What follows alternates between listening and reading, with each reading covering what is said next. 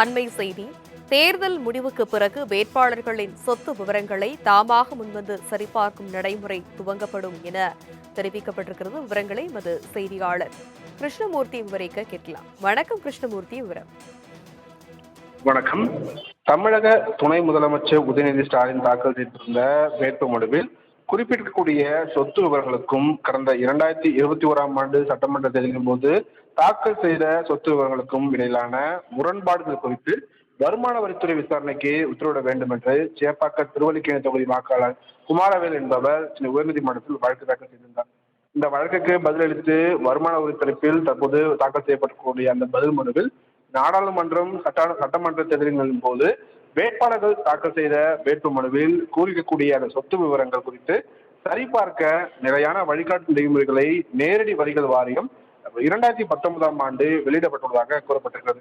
அதன்படி தேர்தல் முடிவுகள் வெளியான பிறகு வேட்பு மனுவில் கூறப்பட்டிருக்கூடிய சொத்து விவரங்களை வருமான வரித்துறை தாமாக முன்வந்து சரிபார்க்கும் நடைமுறையை துவங்க வேண்டும் எனவும் 150 நாட்களுக்குள் சரிபார்ப்பு பணிகளை முடிக்க வேண்டும் எனவும் நிலையான வழிகாட்டு நெறிமுறைகளில் காலக்கெடு விதிக்கப்பட்டுள்ளது என வருமான வரித்துறை தரப்பில் விளக்கம் அளிக்கப்பட்டது.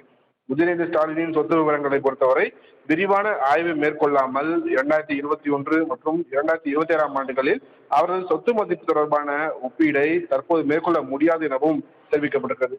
உதயநிதி ஸ்டாலினின் நிதி குறித்த ஆவணங்கள் தற்போது வருமான வரித்துறை வசம் இல்லை என்றும் தற்போதைய நிலையில் எந்த ஒரு இறுதியான முடிவுக்கும் தங்களால் வர முடியாது என்றும் அதனால் ஆவணங்களை ஆய்வு செய்ய அவகாசம் வழங்க வேண்டும் என்று தெரிவிக்கப்பட்டிருக்கிறது.